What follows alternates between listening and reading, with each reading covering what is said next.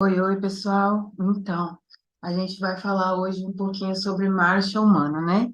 É um tema bastante importante e relevante dentro da fisioterapia, principalmente porque nos apoia muito quando a gente vai fazer uma avaliação, quando a gente vai tentar identificar quais são os problemas desse paciente, né? Quais são as alterações do movimento desse paciente. E a marcha, né, ela é um assunto bastante complexo. Por que que eu resolvi gravar esse vídeo? Porque quando eu não aprendi marcha, né, na faculdade, eu tinha muita dificuldade.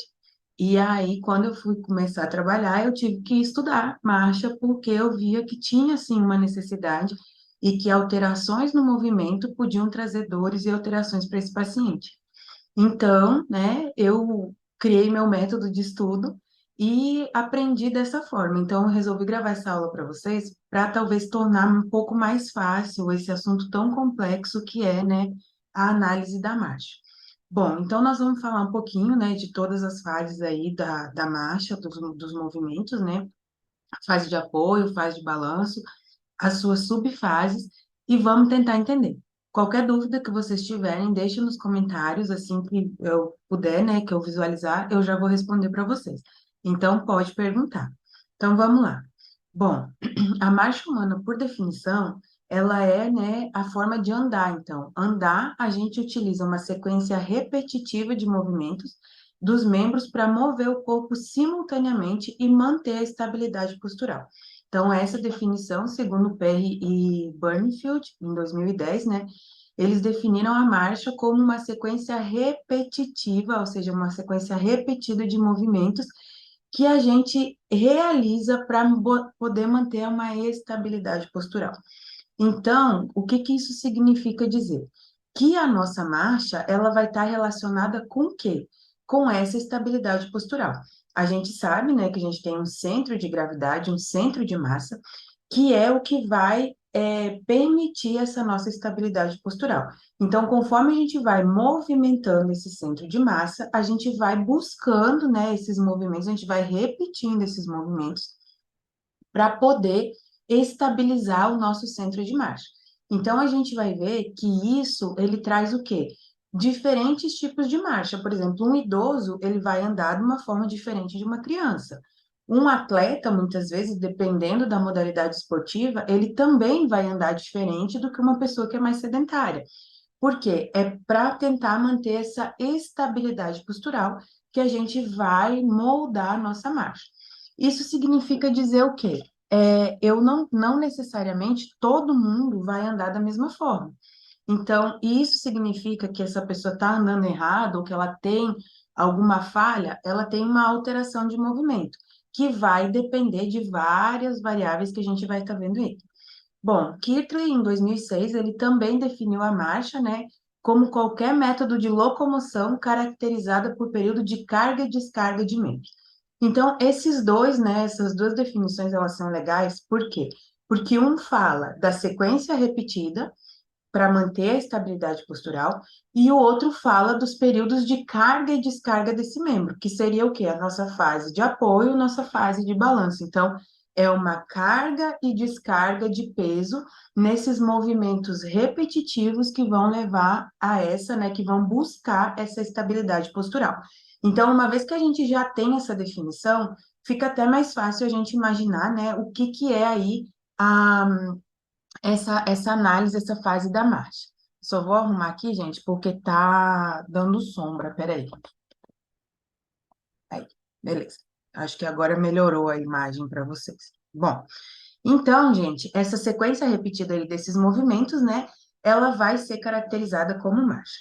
Beleza, só que não é tão simples assim, né? Para a gente, principalmente que faz aí, que trabalha com essa parte da locomoção e dos movimentos, a gente sabe que não é tão simples assim, ou seja, só definir como uma sequência de movimentos não é suficiente para a gente, né, entender, para a gente poder saber avaliar um paciente e também, né, avaliar essa marcha desse paciente. Então, tem algumas características aí que são determinantes, né, da marcha.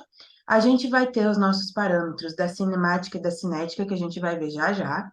E a gente tem também outros padrões aí, que são, por exemplo, a força de reação do solo Então, o que que a gente sabe? Que a mesma força que a gente empurra esse solo para baixo quando a gente pisa, quando a gente faz essa descarga de peso, o solo tem essa força de reação, ele joga a gente para cima.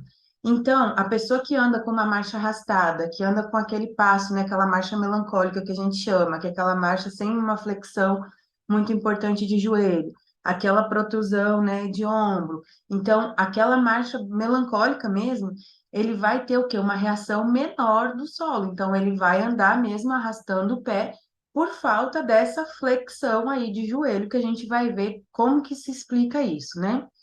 A gente sabe que tem os centros de pressão também, onde a gente vai estar colocando, né, mais força nesses centros de pressão. Então, a gente tem centros de pressão pré-determinados durante a nossa marcha.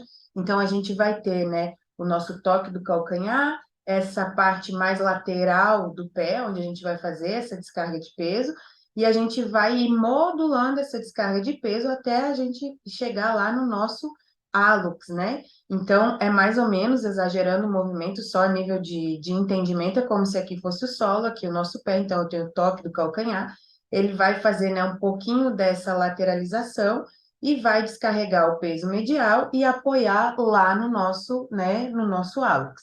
Então, aqui seria a forma mais fisiológica, a forma mais adequada da marcha. Todo mundo anda assim? Não. E a gente vai ver que não é assim e tem algumas alterações para que isso aconteça. Momento articular, né? Então, esse movimento, esse momento da articulação, quando que a gente vai fazer a dorsiflexão, a plantiflexão, aí a flexão, extensão de joelho, flexão, extensão de quadril, e o que que isso está relacionado, né? O que que isso tem a ver com as fases da marcha, e a nossa potência articular. Então, o quanto que essa articulação consegue realizar, né, desses movimentos nessa angulação adequada aí para a gente poder estar realizando da melhor maneira possível a nossa marcha.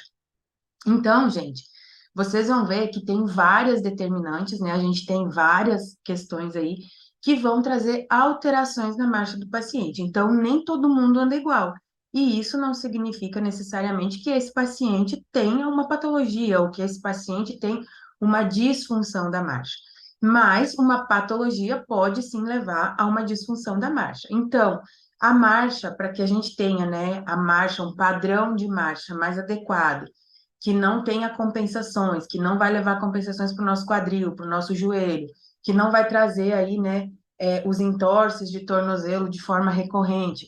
A gente precisa de algumas características. Então, a gente tem algumas características que vão levar a esse desenvolvimento da marcha. Então, por exemplo, a primeira delas aqui, né, do nosso gráficozinho aqui, a gente vai ter o quê? As nossas condições musculoesqueléticas. Então, essas condições musculoesqueléticas, eu preciso ter uma força muscular, eu preciso ter um trofismo muscular, eu preciso ter uma elasticidade muscular para que eu possa desenvolver uma marcha satisfatória. Não significa que eu vou estar desenvolvendo a marcha mais adequada, mas eu preciso ter condições musculoesqueléticas que me consigam sustentar, né, esses membros, que consigam ter aí a resposta para que eu possa realizar o movimento da marcha. O meu estado emocional, ele influencia na minha marcha? Com certeza. Quando a gente está mais alegre, mais animado, por exemplo, você vai para a academia, você coloca uma música animada lá. Você consegue até, parece que o ânimo aumenta, né? Então, o nosso estado emocional, se eu estou com pressa, se eu preciso chegar a algum lugar, estou correndo para pegar o ônibus, ou estou correndo para, sei lá, né? Enfim, eu vou ter esse estado emocional, essa ansiedade, ela vai provocar uma marcha diferenciada de um estado normal. Da mesma forma que um paciente mais melancólico, mais depressivo, por isso que a gente tem uma marcha chamada, né, marcha melancólica, ele vai andar de uma forma mais lenta. Então, o estado emocional, ele pode sim estar relacionado aí com algum tipo de alteração momentânea, né, daquele movimento. Estilo social. Então, uma pessoa, né, que é, por exemplo, um empresário que está sempre, né, é, tem aquela postura, está sempre andando daquela forma, a coluna ereta, né, a postura da cabeça. É diferente de uma pessoa que é mais despojada, que anda mais largada. Então, esse estilo social também tem influência aí. Patologias, com certeza, né, gente? Então, uma pessoa que teve, por exemplo, um AVC, que tem aquele padrão de marcha, ele vai alterar o padrão de marcha que ele tinha antes de ter tido a patologia. Então, sim, né, também. Prática esportiva, às vezes a pessoa, né, era uma pessoa sedentária, era uma pessoa que tinha uma musculatura não tão bem preparada, ela passa a fazer atividade física e ela tem aí alterações também, porque ela ganha massa muscular, ela ganha elasticidade, ela vai mudar a postura dela muitas vezes, então a prática esportiva também está relacionada. Tipo de calçado, vocês acham que é importante? O calçado é muito importante, principalmente se a gente verificar, né, as alterações aí nessa estrutura do pé, né? O nosso pé a gente sabe que é a nossa base de sustentação do nosso corpo. Então, se eu tenho um pé plano, se eu tenho um pé chato, eu preciso, né, um pé com um arco muito cavo, enfim, eu preciso de um calçado adaptado para aquela condição da minha base de apoio, então, do meu pé. Então, um calçado, ou seja, também outro, né, outro exemplo que o calçado influencia. Eu uso rasteirinha todos os dias, para cima e para baixo, nananã, nunca coloco um salto. Aí eu resolvo, tem uma festa, eu resolvo colocar um salto, né, de 15 centímetros. Vocês acham que isso vai mudar a minha marcha? Com certeza, né? Então, não, a minha musculatura, ela não está adaptada para aquele tipo de calçado. Então, também tem, né, essa alteração da marcha. Faixa etária, a gente sabe que a marcha, ela está muito relacionada com a faixa etária. Então, uma criança, quando ela começa a andar, como é que ela anda? Ela tem a base mais alargada, né? Ela anda com as perninhas mais abertas para poder se equilibrar. Então, uma base mais larga vai trazer mais equilíbrio para essa criança, é por isso que ela anda com as perninhas mais abertas, né? Da mesma forma, um idoso. O idoso também, né? Se é um idoso já com 80, porque agora, né, a nomenclatura idoso é a partir de 65 anos. Então, assim, que a gente vê que tem muito idoso aí que tá super bem com 65 anos, mas vamos colocar aí um idoso, né, lá com seus 85 anos, que realmente tem aí as alterações, então ele também, ele começa a andar com a base mais alargada, ele faz, né, uma hipercifose ali, para quê? Para poder manter esse equilíbrio. Então, a faixa etária também tem alterações da própria faixa etária. Então, quando eu vou fazer uma avaliação da marcha, eu tenho que lembrar de tudo isso. Eu não posso querer que uma criança, um bebê de 2 anos de idade, já tenha uma marcha consolidada igual a uma pessoa de 25, 30 anos. Da mesma forma, um idoso. O idoso que tá, né, é, com seus 80 anos, ele vai ter alteração na marcha, que é alteração estrutural, que é alteração fisiológica da própria idade desse idoso. Então, a gente vai ter que levar em consideração isso também nos momentos que a gente faz aí a nossa avaliação. E também, né, a naturalidade da marcha, que é isso que a gente está falando, que cada um, né, desenvolve aí a sua característica de marcha de acordo com as condições aí da sua musculatura, da sua faixa etária, da sua prática esportiva, do seu estilo social. Então, existe uma naturalidade da marcha. Mas apesar de a gente ter todas essas características aí, né, todas essas condições que podem ou não alterar a marcha, a gente vai ter, né, um padrão que seria dentro da normalidade. O que que é ideal, né? O que que é o mais adequado para a pessoa não ter compensações, para ela não ter lesões, ou às vezes até para uma lesão que você está avaliando, uma lesão que você tá vendo no seu paciente, pode estar relacionada com essas alterações do movimento. Então, mais uma bagagem aí para vocês prestarem atenção durante a avaliação do paciente. Bom, vamos lá. Aqui os requisitos para marcha. O que que significa?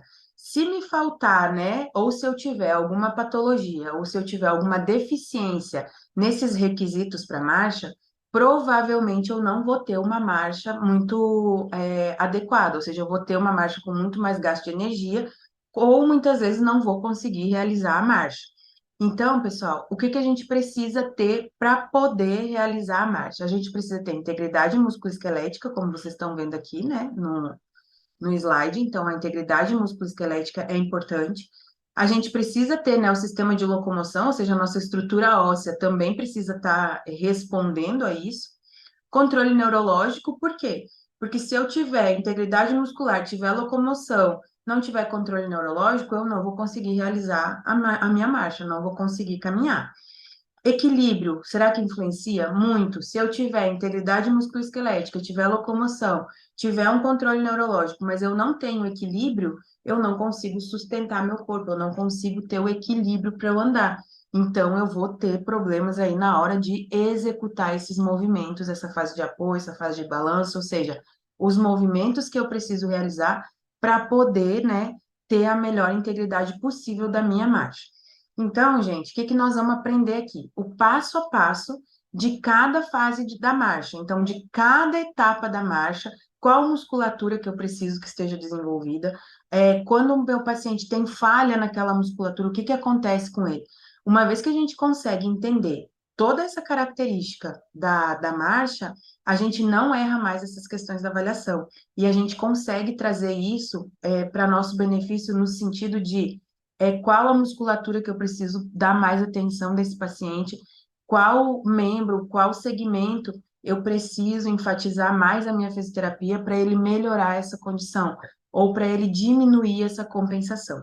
Então, é bem importante, né, a gente conseguir olhar para um paciente que está executando uma marcha e conseguir verificar, ele tem um bloqueio de quadril, ele não consegue fazer uma anter e uma retro, ele não consegue fazer o movimento de obliquidade com muita, né, com muita facilidade. Isso tudo vai levar a compensações. E aí a gente vai ver aqui para frente. Bom, a gente tem as terminologias da marcha aí, né, que vocês precisam entender. Então, a gente tem a mecânica. O que que é a mecânica? A mecânica, ela fala da interação das forças, do movimento, da deformação e dos fluxos. Então, a mecânica, ela trata de tudo que interage aí na questão das forças que estão relacionadas com a marcha. A cinemática, ela já é uma subdivisão da mecânica e ela vai tratar dessa geometria do movimento em relação às forças que causam esse movimento. Então, né, o que que isso significa? Que o movimento de deslocamento desse bonequinho aí que vocês estão vendo, então esse movimento ele representa uma mudança de posição no espaço. E esse movimento ele pode ser linear, pode ser angular, então eu posso realizar diferentes tipos de movimento para poder chegar a um determinado ponto. E é essa análise desse movimento que a gente chama de cinemática. A cinética são as forças que são executadas durante o movimento. Então, dentro da minha cinética, eu vou ter algo que também vocês devem ter familiaridade, que é o nosso torque articular. Então, essa força da articulação, o momento dessa articulação para realizar aquele movimento. Por exemplo, se eu tenho uma artrose bem importante de joelho, né? Esse paciente, ele não vai conseguir fazer a flexão e a extensão de joelho de forma satisfatória. Então, se ele não fizer essa flexão e essa extensão, essa força para que essa articulação se movimente, esse torque, ele vai precisar ser muito maior, ou seja, eu vou precisar de uma força muito maior para vencer aquela resistência para eu poder fazer o movimento. Então, a minha cinética, ela está relacionada a essas forças. Bom, a dinâmica, então. A dinâmica são as forças que causam esse movimento. Então, a gente utiliza da dinâmica para estimar os movimentos que resultam dessas forças e desses torques. E a dinâmica inversa, o que que seria a dinâmica inversa? Lembra lá no comecinho, quando eu falei sobre a força de ação e reação? Então, a gente vai ter uma dinâmica inversa aí, que são as forças que causam esse movimento. Então, a gente vai usar essa dinâmica inversa para estimar as forças que causam o movimento. Então, a gente consegue medir isso. Então, as plataformas de força, né? Tem vários instrumentos aí que a gente já pode utilizar, inclusive em artigos, vocês podem pesquisar vários artigos que utilizam a dinâmica inversa como uma forma, então, de quantificar, né, e estimar essas forças que vão causar esses movimentos. Então, aí a gente tem um pouquinho da dinâmica inversa. Bom, gente, o que que é aí o passo, né? O passo, a passada, a cadência, os suportes de apoio simples e o suporte de apoio duplo, né? Ou seja, bom, sim, suporte simples, né? O apoio simples e o apoio duplo. Então, essa nomenclatura é muito importante, às vezes a gente confunde, né, o que que é um passo e o que que é uma passada. Então, aí a gente vai ter um ideal, né, de tamanho de passo, de tamanho de passada para cada tipo de paciente. Então, um passo, ele vai ser, como que a gente mede um passo do nosso paciente? Vocês lembram aí? Então, o passo, ele vai ser medido entre a distância do toque de um pé até o toque do outro pé. Então, quando eu coloco o meu calcanhar no chão, que eu inicio a passada lá, com minha perna direita, por exemplo, coloquei minha perna direita no chão, eu vou precisar tocar com a minha perna esquerda no chão para poder ter completado um passo. E uma passada? O que que é uma passada? Uma passada é quando eu toco meu pé no chão, meu pé direito no chão, eu toco meu pé esquerdo no chão e toco meu pé direito de novo no chão. Então, a passada vai ser a distância desse primeiro toque do meu pé direito no solo até o meu segundo toque do meu pé direito no solo. Então, a passada é a distância do pé que eu toquei no solo até o mesmo pé tocando o solo novamente. Enquanto que o passo, ele vai ser o toque do pé, então toquei o meu pé direito, quando eu tocar o meu pé esquerdo no chão, esse espaçozinho é o meu passo. Cadência é o número de passos por minuto. Então, é uma forma da gente avaliar, às vezes, até o tratamento. Então, um paciente, por exemplo, que chega com uma cadência diminuída, e aí ele faz o tratamento, você escolhe as ferramentas que você vai utilizar para tratar seu paciente, e daqui, sei lá, um mês você faz de novo o teste da análise da marcha. Então, antes ele conseguia fazer aquele determinado trecho em tanto tempo, agora ele já consegue fazer num tempo menor. Isso significa o quê? Que a cadência dele, o número de passos dele por minuto, ele teve uma diminuição. Então, se ele diminuiu o número de passos por minuto, eu posso pensar o quê? Que esse passo está maior, né? Ou que ele está mais ágil. Então, a minha cadência, ela também pode me ajudar a... Ela pode me ajudar a quê? A eu quantificar o meu tratamento, a eu quantificar se aquela ferramenta que eu estou utilizando para o meu paciente, se ela está sendo eficaz e efetiva ou não. Suporte simples ou apoio simples é quando eu tenho um único pé tocando o solo. Então, eu tô com um pé fazendo fase de apoio e o outro pé está fazendo fase de balanço. Então, sempre quando a gente for falar aqui, a gente vai estar avaliando a mesma perna, desde do toque do calcanhar até o final, né, dessa fase toda, para que a gente possa entender a musculatura que trabalha aí, né, durante esse tempo. Então, gente, suporte simples é quando eu só tenho um pé no chão. O outro está flexionado, meu joelho está flexionado, meu paciente está fazendo aí a fase de balanço. Então, por exemplo, aqui, como vocês estão vendo aqui, né? Ele tá, por exemplo, quando ele está com um pé só no chão, eu tenho a minha fase de apoio simples. Quando eu tenho meu apoio duplo, quando eu tenho meus dois pés no chão, e isso acontece durante a fase da marcha. Uma curiosidade, qual que é a diferença da marcha para a corrida? A análise de marcha, as fases da marcha, a gente vai ter dois apoios, né? A gente vai ter esse duplo apoio, ou seja, eu vou ter o meu duplo apoio, eu vou ter um momento da marcha que os meus dois pés tocam o chão, e na corrida eu vou ter um duplo balanço. Então, vai ter um momento da corrida que o meu paciente, ele praticamente voa mesmo, ele não toca o solo com nenhum dos dois pés. Então, essa é a principal diferença da marcha para a corrida. A marcha, eu tenho um duplo apoio. Na corrida, eu vou ter um duplo balanço, tá? Só para a gente acrescentar aqui algumas informações. Bom, vamos lá então. Aqui, para ilustrar, então, gente, o comprimento da passada, então, é o toque de um pé até o toque do mesmo pé no solo. Então, eu tenho a minha passada, ela é mais comprida, ela é mais longa do que meu passo.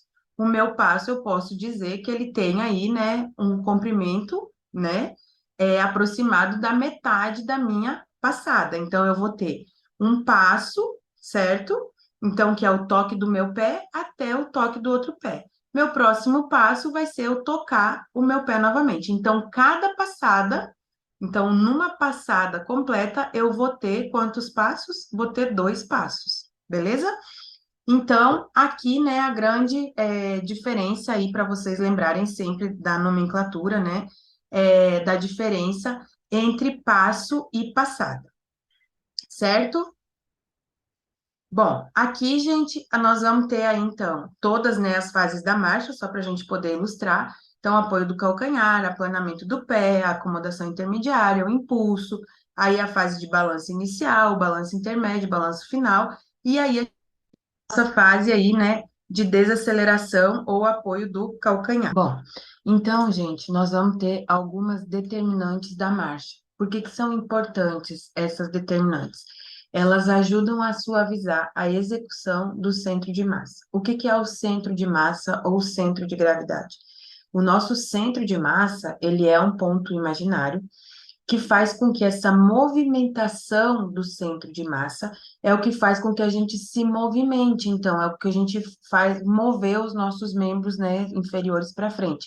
Então, é como se, durante as fases da marcha, a gente estivesse buscando um equilíbrio. Então, esse centro de massa, ele se movimenta o tempo todo, quando a gente está em movimento. E nessa movimentação, a nossa intenção é o quê? É trazer esse centro de massa para um equilíbrio, né? Para que a gente não caia, para que esse deslocamento desse centro de massa não seja brusco. Quando a gente tropeça, por exemplo, você está passando lá e não viu o meio fio, tropeçou. A gente não tem aquele impulso para frente, aquela sensação que vai cair, e trazendo esse corpo de volta para que a gente não caia, é claro que tem uma interação aí de todos os sistemas, né, gente? Neurológico, sensitivo, enfim, né? Que vão ajudar, mas também essa característica de trazer esse centro de massa o mais, né, equilibrado possível. Então, a gente vai ter aí 6 determinantes da marcha: a rotação pélvica, a obliquidade pélvica, flexão de joelho na fase de apoio. Então, durante a fase de apoio, a gente tem aí, né, uma pequena flexão de joelho. A gente vai ter a interação do joelho, tornozelo e pé. Eu preciso que essas articulações estejam inteiradas, eu preciso que essas articulações estejam trabalhando simultaneamente. Para quê? Para que a gente consiga realizar a melhor, né, fase aí de apoio, enfim, de apoio ou balanço que a gente pode ter para poder preservar esse movimento. Por exemplo, o paciente que tem o pé caído, né, que tem uma fraqueza lá do tibial anterior, ele não faz a dorsiflexão.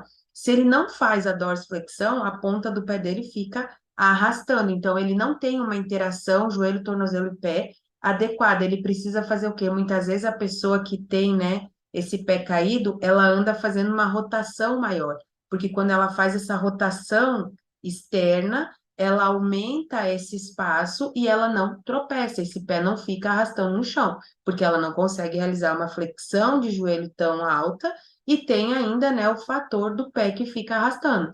Então, é por isso que normalmente quem tem pé caído, a gente vê a pessoa andando, né, e ela faz aquele giro com a perna, assim, no caso, né, gente, o giro para fora, para poder melhorar essa amplitude e essa ponta desse pé não ficar arrastando no chão.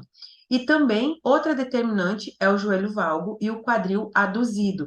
Então, vocês vão ver, quando o paciente, né, ele vai fazendo essa marcha, ele impulsiona esse pé para frente, a gente tem uma tendência a fechar o nosso joelho. Então, é esse valgo de joelho e esse quadril aduzido. Por isso que a gente anda, né, um pé na frente do outro. Então, não tem aquelas pessoas que andam assim, né, parecendo um patinho, né, a gente fala 10 para as duas, anda dessa forma, então ele não realiza tão efetivamente esse valgo, né, esse joelho para dentro, trazendo esse quadril, essa rotação de quadril com uma adução desse quadril. Então, para a gente fazer o quê? Essa marcha, um pé na frente do outro. Então, a gente precisa dessa adução do nosso quadril.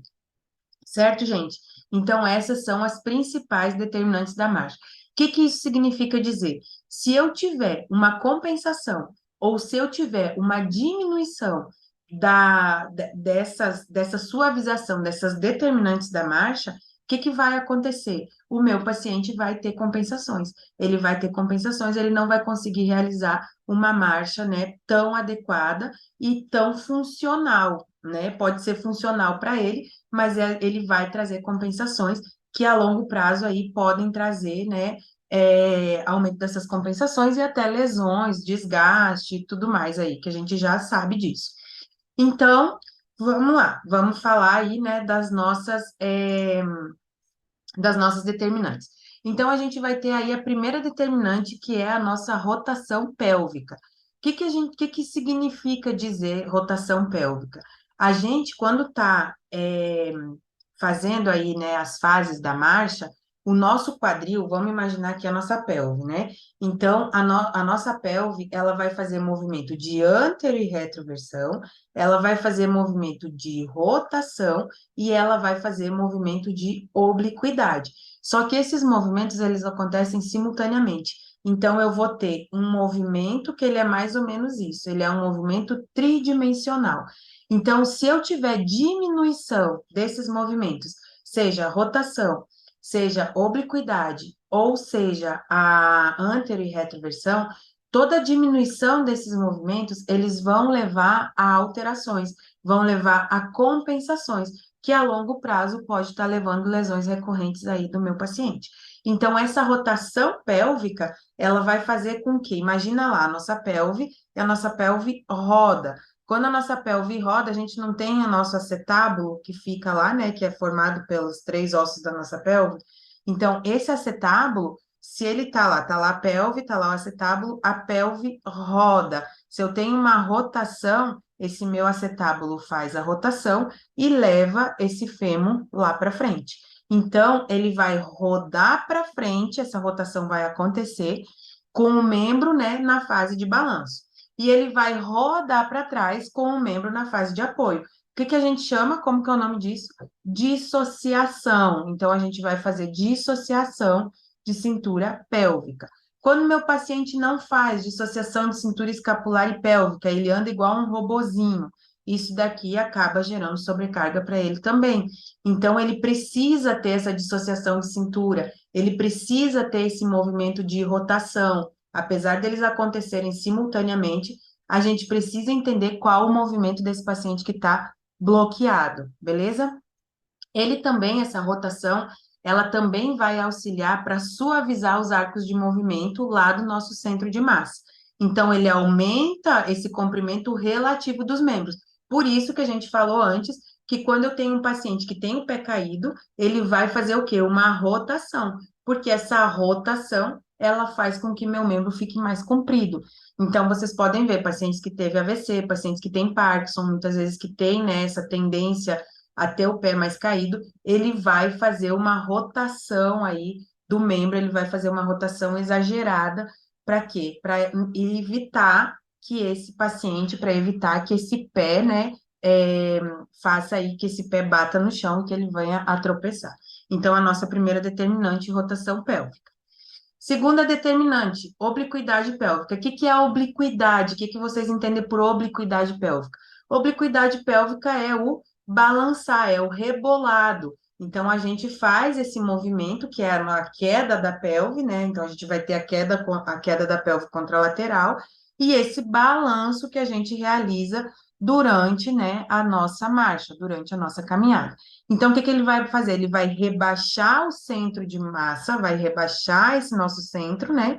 E também os arcos, como vocês estão vendo aqui. Ele faz esse rebaixamento desses arcos na intenção de absorção do choque. Então, se eu tenho, né, esse rebolado aí, que não é exagerado e não é preso também esse quadril, ele vai fazer o quê? Ele vai ter uma absorção do choque. Então, ele vai reduzir o impacto durante a marcha. Bom, a determinante 3 a gente vai ter flexão do joelho na fase de apoio. Então, quando a gente faz a fase de apoio, que a gente está lá retinho em pé, o nosso joelho, ele não está, né, 100%, ou seja, ele não está em 0 graus ali. Ele vai de 0 a 10, de 0 a 15 graus de flexão de joelho. Para quê? Também ele vai ter aí uma suavização, né, desse centro de massa, principalmente porque a gente está trocando de fase da marcha. A gente está passando, né, daquela fase de toque do calcanhar para um aplanamento do pé, para uma retirada desse pé. Então, ele vai estar evitando, né, essa mudança brusca dessa trajetória. Então, é por isso que a flexão de joelho durante, né, a fase de apoio, ela é importante.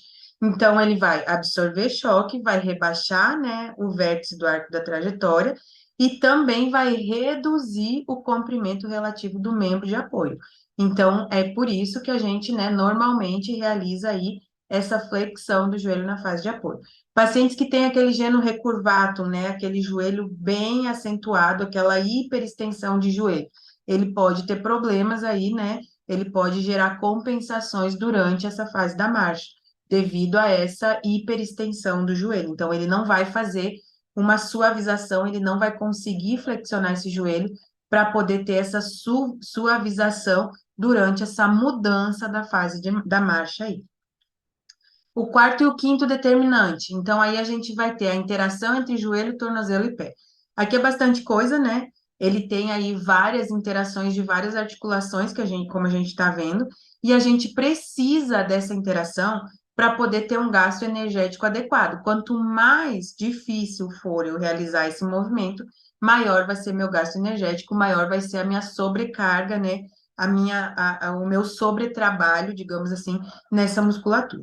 Então, lá no contato inicial, o joelho vai estar como? Eu vou ter um joelho em extensão, aqui como vocês estão vendo, ó, eu vou ter o joelho em extensão, né?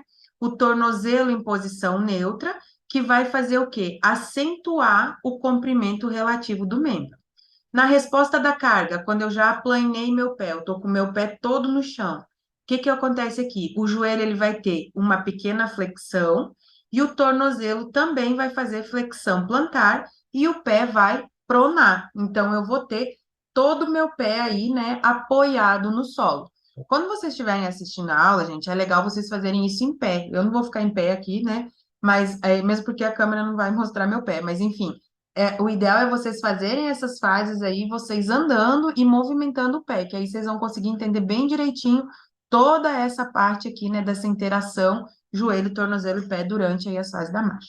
Bom, então, o que que acontece aqui? A gente vai ter, no apoio médio, vai ter a extensão do joelho, então, quando eu tiver com todo o meu pé apoiado, que vai estar todo o meu apoio médio, aí eu vou partir dessa flexão, né, ou seja, esses pequenos graus de flexão, e eu vou ter a extensão do meu joelho e a dorsiflexão do meu tornozelo.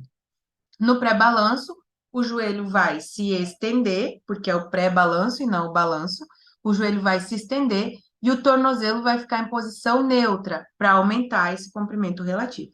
Então, gente, vejam aqui, imaginem essa imagem em movimento, a gente vai ter toda essa interação, e a gente nem está falando de quadril, né?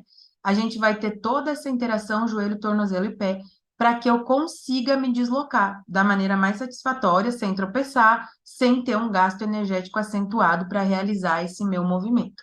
Então, né, essa interação, essas determinantes 4 e 5, elas são bastante importantes, que eu tenha todas essas alavancas, né, todas essas articulações em pleno funcionamento para eu poder me movimentar, certo? Bom, aqui a gente vai ver que o nosso joelho vai para dentro. Então, a determinante 6, né, é o nosso joelho valgo e o nosso quadril abduzido. O joelho valgo é o joelho para dentro, né, gente? Lembra aquela. Todo mundo, né, que fez fisioterapia já escutou essa frase uma vez na vida e vamos repetir ela. Quem é valgo não cavalga, porque o joelho fica para dentro. Então, valgo é esse joelhinho para dentro. Então, a tendência é a gente levar o joelho para dentro e a gente aduzir o quadril. Então, esse valgismo ele vai permitir uma base de apoio mais estreita, portanto, um menor deslocamento lateral. Então, quanto mais valgo for essa marcha, mais a gente vai estar com o nosso pezinho lá um na frente do outro e menor o deslocamento lateral desse quadril. O fêmur em posição aduzida, ele vai deslocar o centro de massa no plano frontal em direção a essa linha de progressão. Então, eu vou ter tanto o meu quadril aduzido, quanto o meu valgo de joelho. E isso vai servir para diminuir esse deslocamento lateral aí do nosso centro de massa, ok?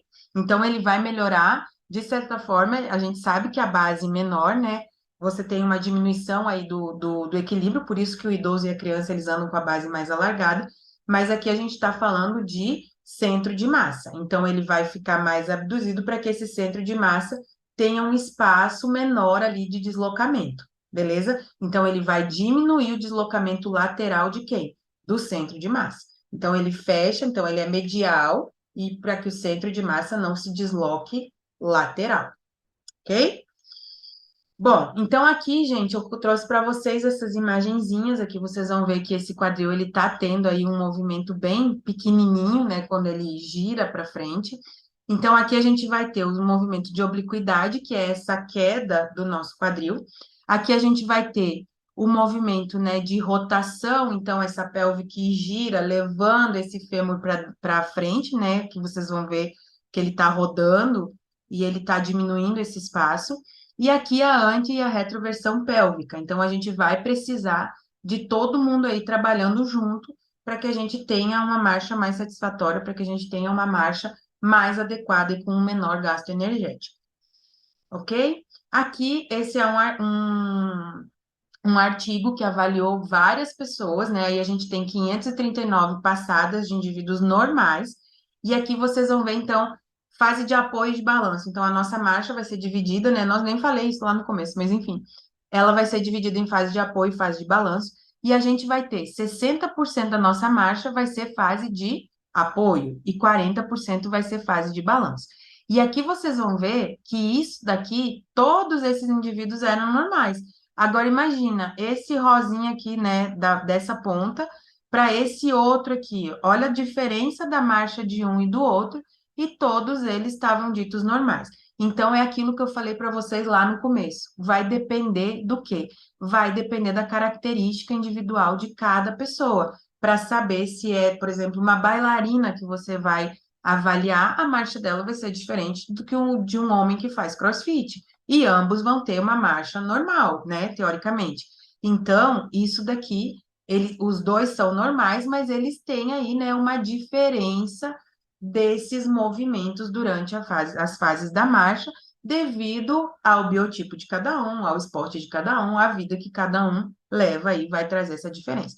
O que a gente tem que saber é que 60% dessa fase da marcha deve ser executada na fase de apoio, né, por volta de 60%, e por volta de 40% fase de balanço. Então, a fase de apoio realmente ela é maior do que a fase de balanço em qualquer é, indivíduo normal, ok? Indivíduo com marcha normal.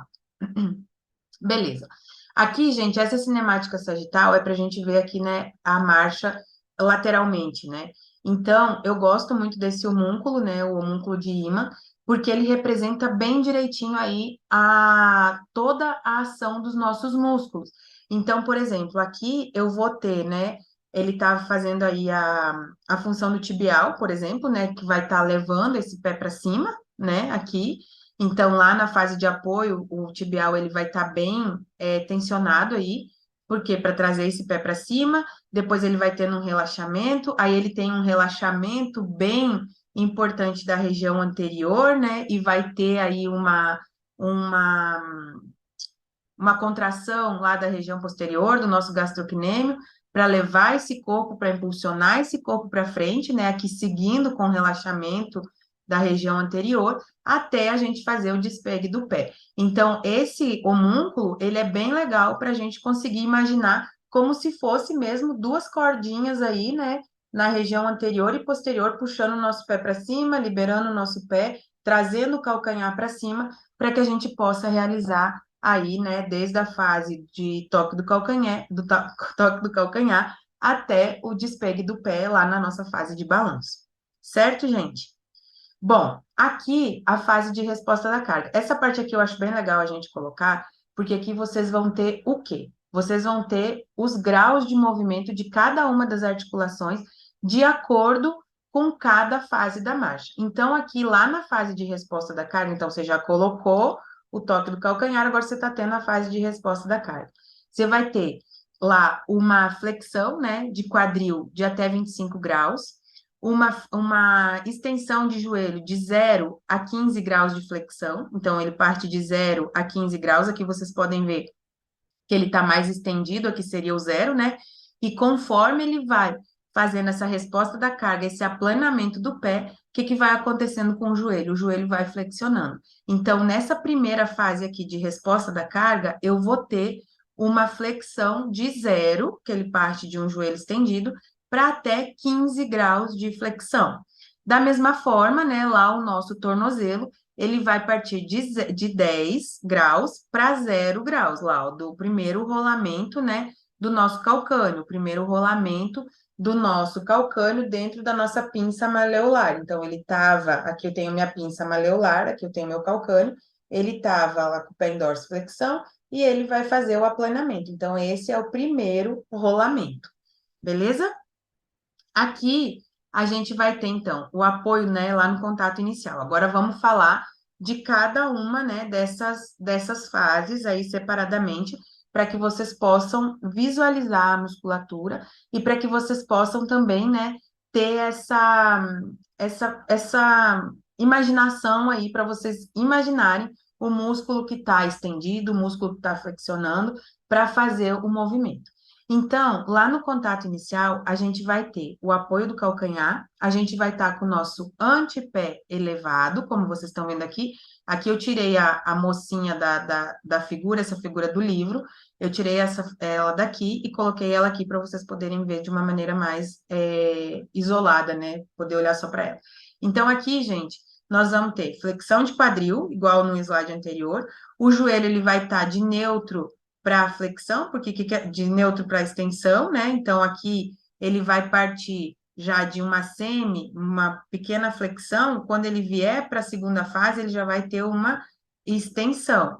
Então, o tornozelo também vai estar neutro. Aqui os músculos importantes que a gente tem que lembrar: o tibial anterior, né, para trazer esse pé para cima, o extensor longo do hálux, a gente vai ter o quadríceps, também é importante aqui, né? E a ação excêntrica aqui dos extensores de quadril. Então, eu vou ter o meu glúteo, né? E os meus isquios tibiais, aqui na região posterior, que eles vão estar, né, fazendo é, essa contração excêntrica desses extensores aqui, certo?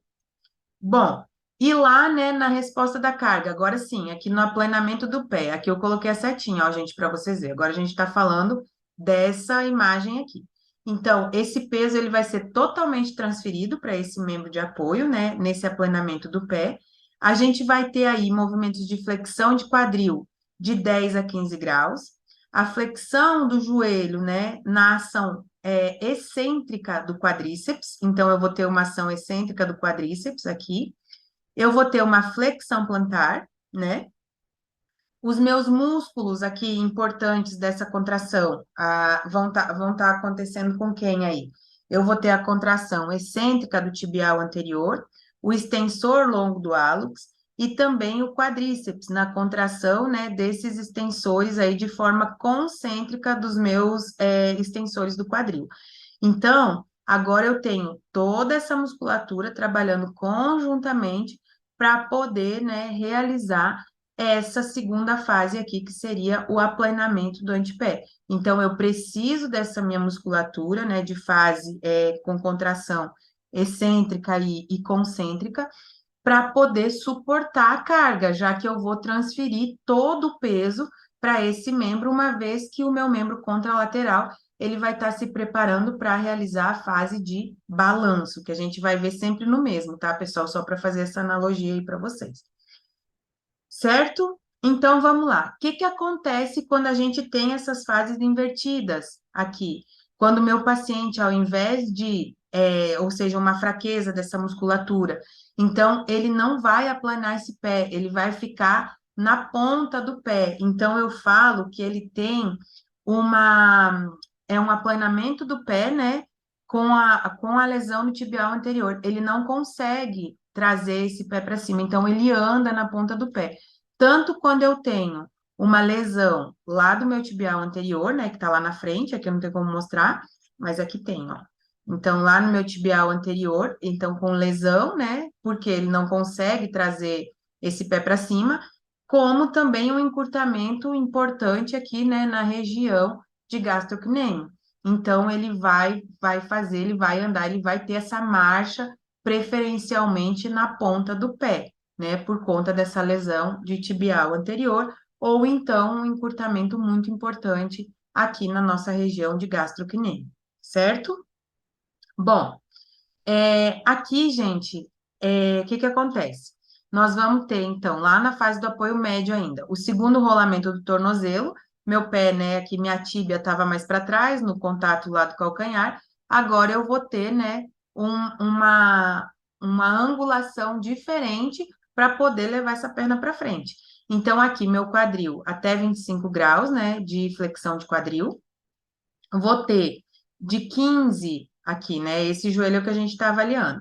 Então, de 15 graus de flexão a 0 graus, então ele vai partir de 15 para 0. Então, agora eu vou deixar meu joelho bem retinho.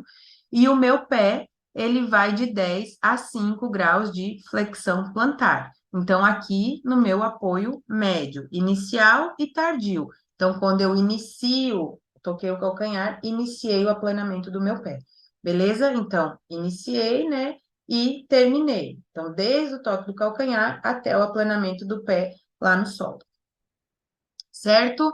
Então, vamos lá. Aqui, né, no nosso apoio médio, a gente vai ter, aqui, né, na bonequinha, como vocês estão vendo aí, a gente vai ter um momento em que o corpo avança para frente. Então, eu preciso, né, da estabilidade dessa musculatura para poder sustentar meu corpo e mandar minha outra perna para frente. Senão, eu vou ficar, né, ali, não vou conseguir sair do chão.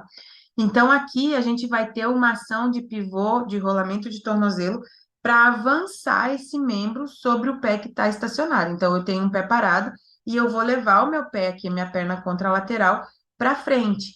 Então, toda essa região, né, plantada do pé, ele vai permanecer em contato com o solo, anteriorizando a tíbia. Então, ele faz essa impulsão para que eu possa, né, mover aí a minha tíbia, né, a minha tíbia vai para frente para que eu possa mover o meu membro contralateral.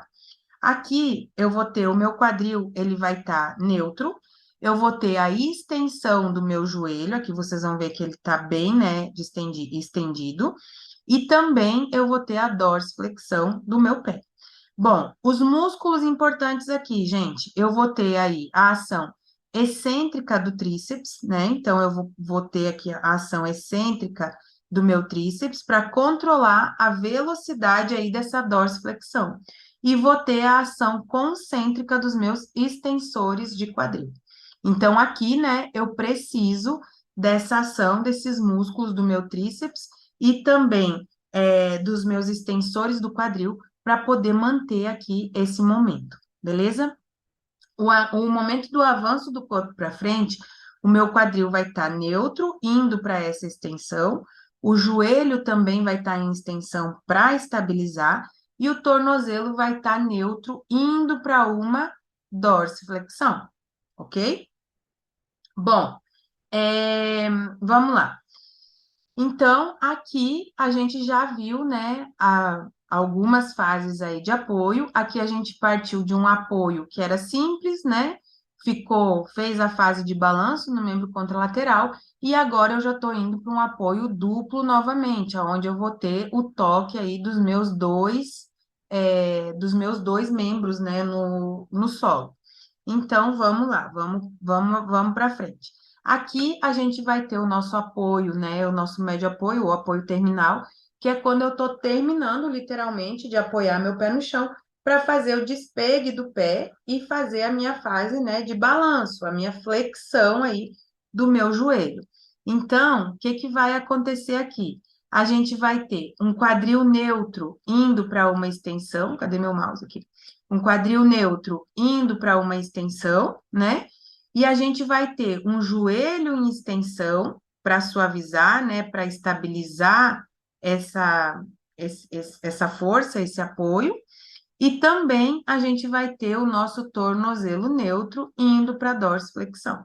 Então, aqui, né, os movimentos aí do nosso apoio médio, apoio terminal. Então, aqui eu já estou seguindo para despegar meu pé para fazer aí a minha fase de balanço. Então, vamos lá. Vamos seguir agora, né, médio apoio e avanço do corpo para frente. Vocês estão vendo o que eu estou falando? A mesma coisa, eu só trouxe diferentes imagens para vocês poderem gravar aí, né, qual é a fase de cada uma das fases. Opa, agora eu me perdi aqui, peraí. Beleza. Então, vamos lá. Então, médio apoio ou avanço do corpo para frente. Então, aqui, gente, o nosso corpo vai para frente, né? E eu vou retirar esse calcânio do solo. Então, é onde eu vou avançar para frente, vou subir meu calcânio, né? Os movimentos aqui, eu vou ter a minha extensão de quadril, eu vou ter extensão de joelho, flexão plantar e o desprendimento aqui do meu calcâneo. E aqui os músculos, gente. Quais são os músculos importantes? Quem que vai fazer esse despegue aqui, que vai trazer esse calcâneo para cima? Então, eu vou ter o meu gastrocnêmio, eu vou ter o sóleo, eu vou ter o flexor longo do hálux, para quê? Para manter, né, esse movimento.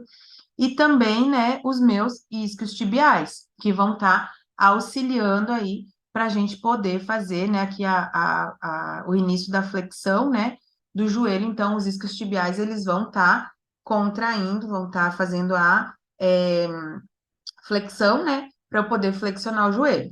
Então, esses vão ser aí os músculos importantes que a gente vai precisar recrutar para poder fazer essa fase. Gente, qual que é o grande pulo do gato, né? Por que que eu estou falando tanto e eu acho tão importante essa parte de avaliar, de saber avaliar as fases da marcha? Porque uma vez que a gente consegue encontrar alteração na marcha e a gente sabe qual músculo é responsável por qual movimento, o meu calcanhar agora, né? Ele precisa elevar para eu poder fazer o despegue do pé. Meu paciente não consegue fazer isso, ele tem uma perna ali que está arrastando, ele não consegue ter essa flexão ali dos meus isquios tibiais. Então, isso já me dá um indício de que a região posterior desse paciente é o que pode estar com problemas. Então, quando você sabe avaliar, isso aqui abriu um mundo quando eu aprendi a fazer avaliação de marcha, porque você consegue estipular exatamente qual músculo, né, qual segmento você precisa trabalhar com aquele paciente para ele poder diminuir as compensações e diminuir também, né, as alterações muitas vezes. Então, quando ele tem um quadril que diminui o movimento, um quadril que diminui essa rotação ou essa anti e retroversão, ele não vai conseguir fazer esses movimentos de acordo, porque eu preciso dos meus músculos biarticulares, que estão lá no quadril, que passam lá pelo joelho, para eu poder fazer esse movimento. Da mesma forma, né, os músculos lá do meu tornozelo e também, né, o meu tibial, por exemplo, para poder equilibrar tudo isso. Então, essa análise da marcha, ela é muito, muito, muito importante e ela abre um mundo para a gente. Fica muito mais fácil você avaliar o paciente quando você conhece essa questão aí de conseguir olhar para aquele paciente que está fazendo uma marcha, né, está andando, você pede para ele andar e você consegue reconhecer se aquele joelho está realmente, né, se ele está tendo um valgo de joelho, se ele está trazendo esse joelho para esse quadril para adução, se ele está conseguindo retirar esse pé do chão, se ele está conseguindo fazer aquela flexão de joelho. Então, isso tudo é muito importante. Às vezes, um paciente chega para você com dor na coluna e você não observa essa parte, né? Não faz a avaliação da fase da marcha. E muitas vezes aquela dor na coluna é uma compensação por uma diminuição do movimento do quadril. Então, isso abre um mundo quando a gente consegue olhar para um paciente e ver se aquela marcha está adequada ou se ela está com alguma restrição de movimento, ok? Então, vamos lá. Aqui, né, na fase de apoio terminal, e aí a gente termina a nossa primeira fase aí, né, dos nossos apoios, a gente vai ter, então, o terceiro rolamento, né, da nossa articulação do nosso tornozelo. Então, a gente vai ter a flexão agora do quadril de 0, ele vai partir de 0 para 20 graus de extensão. Agora a gente está falando, né, aqui desse membro, né, o que está em negrito aqui no caso, a gente vai ter uma extensão do joelho e a gente vai ter de 5 a 10 graus de flexão plantar. Então, eu vou ter, né, todas as minhas estruturas aí, mais uma vez, né, as minhas articulações, pelve, quadril, joelho, tornozelo e pé, simultâneo, né, tendo essa ação simultânea dessas três articulações para poder realizar, né, essa fase de apoio terminal. Bom, fase de pré-balanço, quando eu começo a tirar meu pé do chão. Então, aqui, né, o rolamento da minha metatarsofalangiana, a gente vai ter a extensão do meu quadril, né, de 20 para 0, então vai trazer esse quadril para frente, né, vai trazer essa perna para frente, o quadril vai fazer aí a extensão, partiu de lá de trás para frente. A gente vai ter o nosso joelho de 0 a 40 graus, porque eu preciso flexionar esse joelho, porque agora esse pé vai fazer o balanço. Então, eu preciso conseguir flexionar essa estrutura para poder trazer essa minha perna para cima. Se eu não conseguir flexionar meu joelho, minha perna vai arrastar e eu vou cair, né? Eu vou tropeçar. E aí eu vou ter de 10 a 20 graus de flexão plantar. Certo, gente? Então a fase de balanço ela é mais simples, né? Assim, ela é mais fácil porque ela não tem tantas subfases como a fase de apoio. Então aqui só para vocês visualizarem, né, mais uma vez, aqui a nossa fase de pré-balanço, né? Quando eu vou iniciar o despegue do pé, quando eu vou iniciar a retirada do meu pé do solo, certo? Então, são os momentos finais antes de eu retirar meu pé no chão, né? O meu pé do chão, ele é o momento final da fase de apoio, onde eu aumento a minha flexão plantar, e eu vou ter os meus movimentos aqui de flexão de quadril, né? E o desprendimento dos dedos, o avanço do membro e a máxima da flexão de joelho de 35, né, a 40% de toda a flexão que o joelho realiza aí, certo? Então, aqui a gente também vai ter alguns músculos que são importantes, né? Bom, em todas as fases a gente vai ter músculos importantes, né? Então, aqui, gente, nós vamos ter o nosso tríceps, que vai estar aí, né, bem ativo nessa fase. Então, o nosso tríceps, os nossos isquios tibiais, os nossos o flexor longo dos dedos, é, e também, né, o quadríceps, tanto excêntrico quanto concêntrico. Então, a gente vai ter aí essa musculatura trabalhando de forma bem importante, né, para a gente poder manter esse padrão, ou seja, esses movimentos articulares, para a gente levar a nossa perna para frente agora, na fase aí de balanço propriamente dito. Então, a fase de balanço é quando a gente está sem o pé no chão. Então, eu estou com um pé apoiado e o meu outro pé está fazendo aí essa fase de balanço. Então, a gente vai ter ela dividida em três fases, que vai ser inicial, médio e final. Então, eu vou estar despegando o meu pé do chão. Então, quando esse meu pé está no ar, que eu faço a flexão do joelho, né? Jogo essa perna para frente e esse pé fica aqui flexionado, o joelho fica flexionado, eu vou ter a minha fase de balanço aí, né, de inicial para médio. Quando eu começo essa descida, essa extensão do meu joelho, para tocar meu pé no chão novamente e fazer, né, a fase final de balanço para início do toque do calcanhar, aí eu já tenho, né, a minha fase final de balanço aí. Certo, gente? Vamos lá, mais um. Então, aqui, né, o balanço inicial. Aqui vocês estão vendo, né, de outra forma, como a gente acabou de falar. Então, início do despegue do pé. Vou ter aí a minha flexão flexão do meu joelho e uma flexão, né, de quadril. Então, o meu quadril parte de uma posição neutra para uma flexão de quadril. Certo? Ok. Então, aqui o balanço médio, agora a gente já está falando dessa segunda bonequinha, o pé ainda não está tocando o solo. Então, aqui, né, da minha fase inicial para a minha fase de balanço médio, eu vou ter uma flexão de joelho que vai estar diminuída, né? Eu vou flexionar mais lá no início para fazer, né, a minha fase de balanço.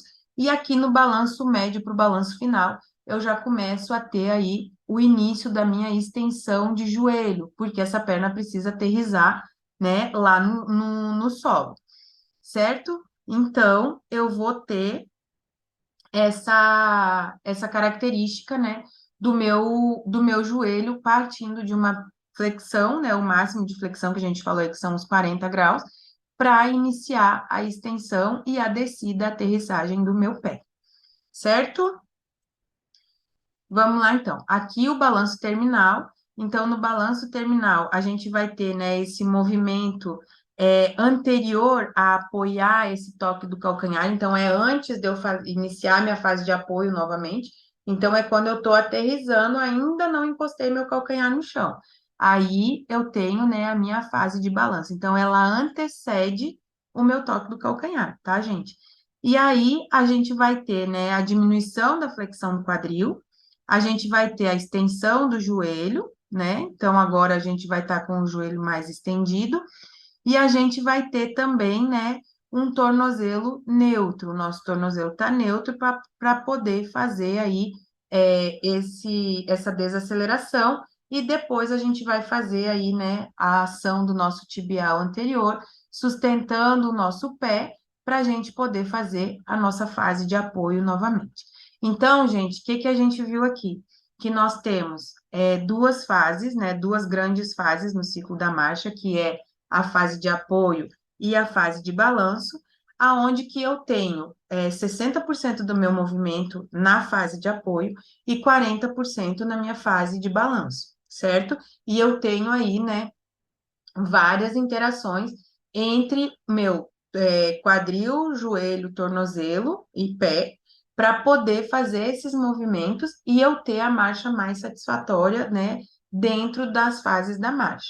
Outra coisa, essas alterações das fases da marcha vão me trazer o quê? Vão me trazer interações ou vão me trazer movimentos que muitas vezes aumentam as compensações do meu paciente e fazem com que esse paciente tenha, né, alguns tipos de lesão ou algumas dificuldades da marcha, trazendo aí um aumento bem importante da sobrecarga, ou seja, do gasto energético, aonde que ele vai ter, né, aumento das complicações, às vezes ele pode ter, né, um aumento do impacto articular. Então, tudo isso a gente pode avaliar através, né, dessa análise de marcha, da avaliação de marcha. Bom, outros movimentos tão importantes quanto, né, é a gente saber avaliar não somente, né, a região aí dos membros inferiores, da pelve, joelho, tornozelo e pé, mas nas fases da marcha, a gente vai ter também os movimentos de tronco, então, os movimentos, né, a nossa dissociação de cintura escapular.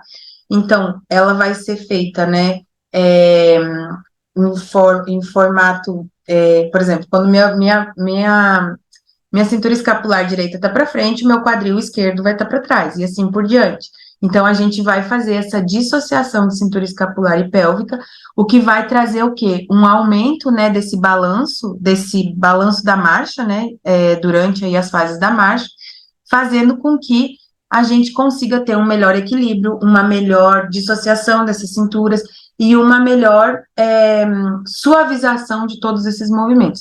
Então, é importante, sim, a gente conseguir realizar essa dissociação de cintura escapular e pélvica durante a marcha.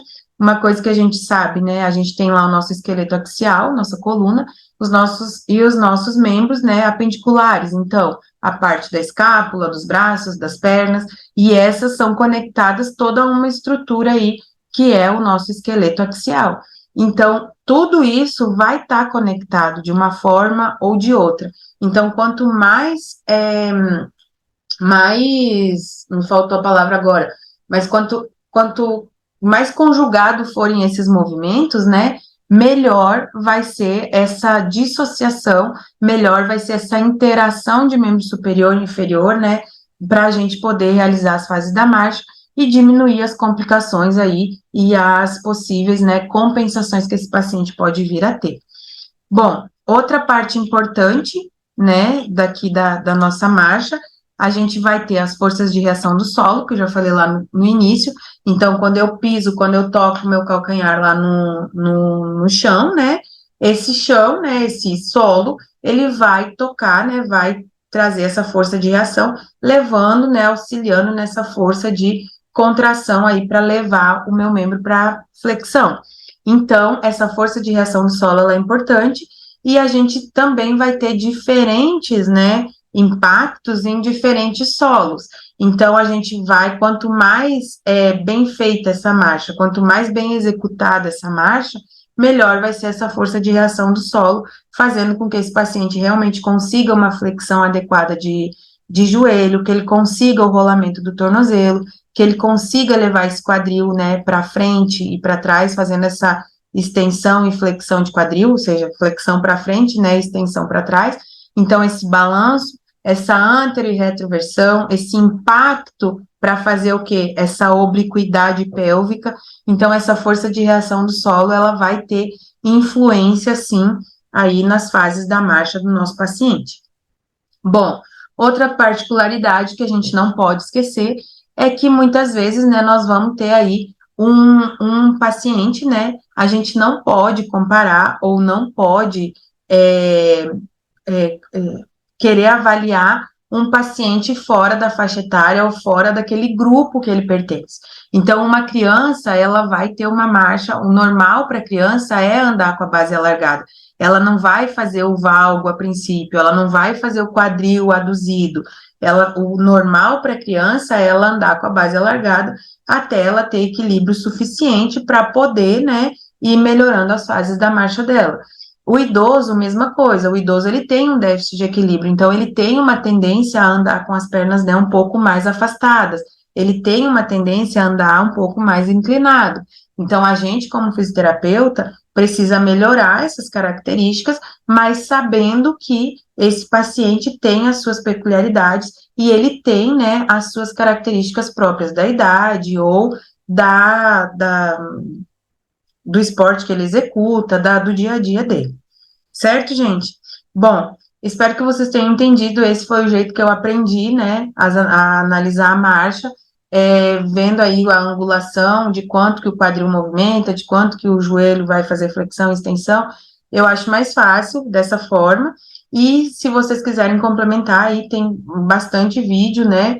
Até mesmo a gente no canal vai colocar outros, mas tem vídeos da musculatura, ou então vocês fazerem esse estudo com um atlas de anatomia, enfim, para vocês visualizarem a musculatura que está movimentando de acordo, né, com cada uma das fases da marcha.